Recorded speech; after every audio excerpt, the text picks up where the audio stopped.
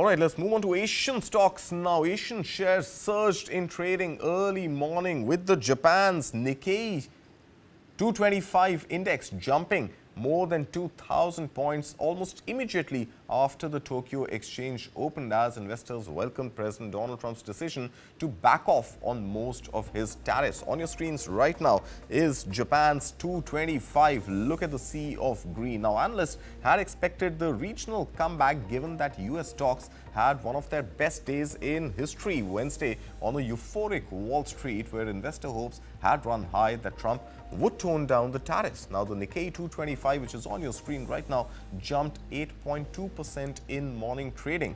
Let's look at South Korea's Kospi. In fact, we will bring you South Korea's Kospi there on your screen now. South Korea's Kospi had gained as much as 4.9% in trade. Let's move on to Hong Kong's Seng index. Remember, this was one index which was battered in trade as tariffs were announced on the 2nd of April. In fact, this index had lost as much as 13%, but the Hang Seng added 2.8%. And not just Hang Seng, but mainland China's Shanghai Composite also edged up 0.6% despite a tariff hike on Chinese imports now hiked to 125%.